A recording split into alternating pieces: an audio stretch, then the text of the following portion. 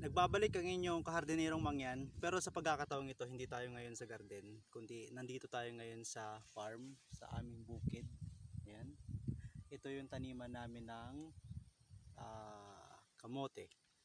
Ngayon, pag-uusapan natin ngayon yung tungkol sa pagtatanim ng kamote. Mismo ako kasi nagtatanim talaga ako ng kamote. Ayan, dito sa lugar namin. At dito na halos lumaki yung pamilya namin sa ganitong klaseng business. So tuturuan ko kayo yung pinakasimple at pinakamadaling paraan ng pagtatanim ng kamote. Take note na last month ay umani tayo sa ating kamote, pero sa pagkakataong ito, buwan ng Agosto, ito rin yung perfect timing na pagtatanim ng kamote kasi unang-una wala tayong halos kasabay kasi yung ilang mga areas na pinagtataniman ng kamote ngayon ay tinataniman na ng mga palay. So step by step tuturuan ko kayo kung paano kumuha ng binhi, o yung kung tawagin sa amin ay galay, stock yun ng kamote.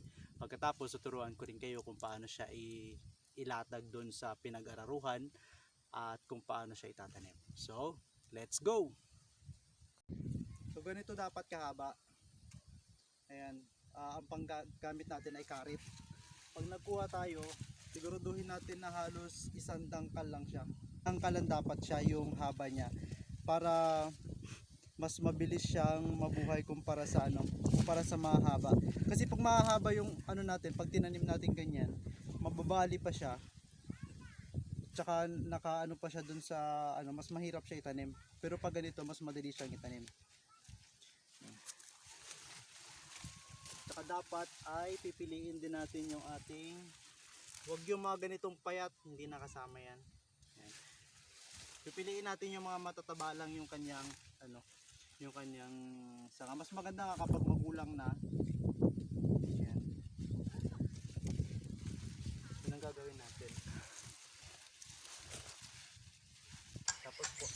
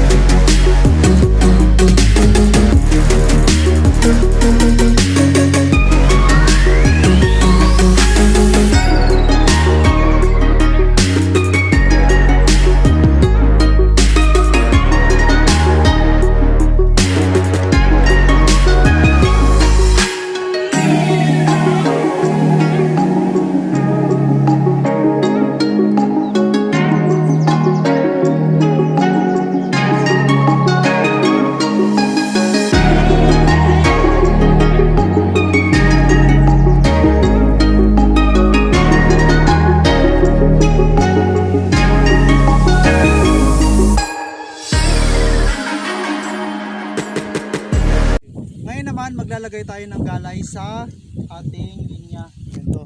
May proseso rin yan kung paano yung paglalagay. Tignan natin yung distansya niya at saka yung position niya. Dapat nakaisang position na siya para mas madali siyang itusok mamaya. So ganito yun. Yan. Tatansyahin natin halos isang dangkal lang yung pagitan niya. Kasi pag mas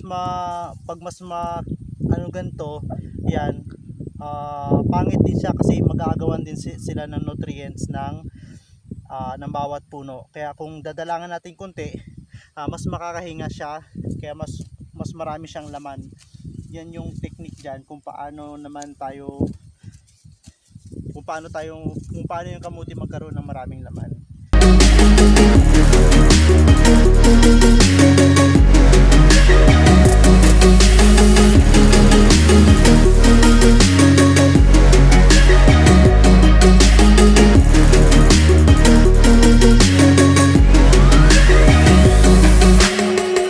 pagtatanim ng kamote ay para ka lang naglalaro. Ayan. May ka lang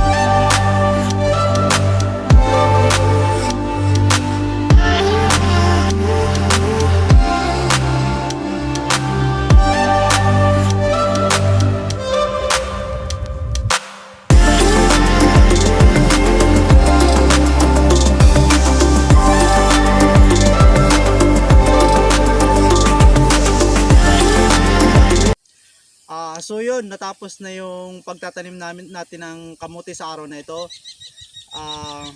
Nag-enjoy kami sa pagtatanim kahit na mainit yung sikat ng araw. Pero ngayong hapon, thankful naman tayo at hindi ganun kainit.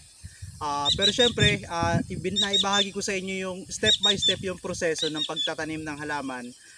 Madali lang siya, hindi ganun kahirap. Kunti lang yung gastos natin. Usually dito sa pagtatanim namin, wala naman kaming gastos dito eh.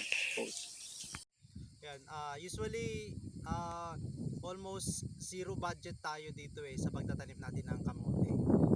Wala tayong gastos kasi wala kaming gastos sa pagtanim namin kasi halos magkakamag-anak lang kaming nagtanim nito, so hindi kami nag-upan ng magtatanim. Sarili namin lahat yung ginagamit namin sa pagtatanim, so less talaga sa tipid. Kaya kung kayo, kung gusto niyo manimula sa pagtatanim ng kamote, hanap lang kayo ng binhi ng kamote. Ayan. So dito, so makikita niyo sa likod ko, ito na yung malagong pinagtaniman namin. Unang tinanim ko yan, almost 1 month na yan siya.